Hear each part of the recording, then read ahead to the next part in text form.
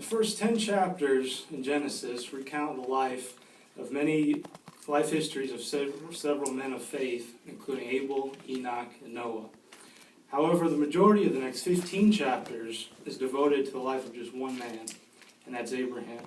He definitely left behind an impressive legacy as retold in the Bible. Here's a few interesting points about Abraham. The first occurrence of the word prophet in the Bible is referring to Abraham.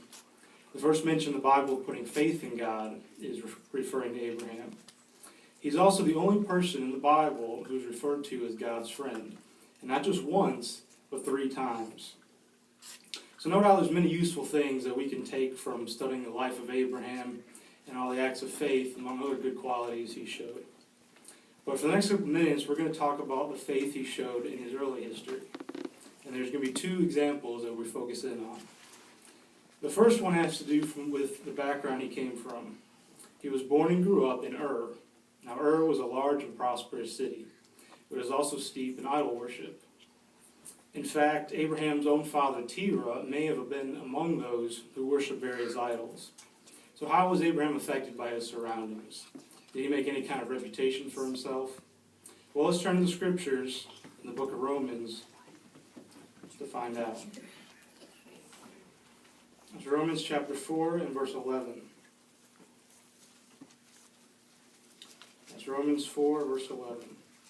And that says, "And he received a sign, namely circumcision, as a seal of the righteousness by the faith he had while in his uncircumcised state, so that he might be the father of all those having faith while uncircumcised, in order for righteousness to be counted to them." So as we see there in the middle of that scripture, it says he was called the father of all those having faith. So yes, he did have a reputation, and he had a good one. This is a good example for us that despite being surrounded by a corrupt, immoral world, it is still possible to keep your faith. And the next example comes a little bit later in his life. And that one's found in the book of Acts, chapter 7, verses 2 through 4.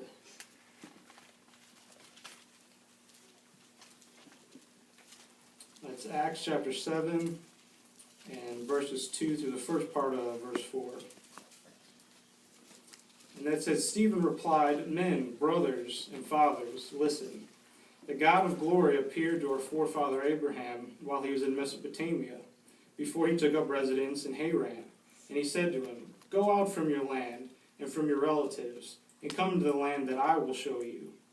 Then he went out of the land of the Chaldeans and took up residence in Haran.'" So Abraham was told to leave Ur and move to Haran. That meant going to a strange land, leaving the land he was accustomed to, leaving behind friends and family. So where was this Haran? Was it down the road? Was it maybe 20 or 30 miles away? Well, it was actually 600 miles away.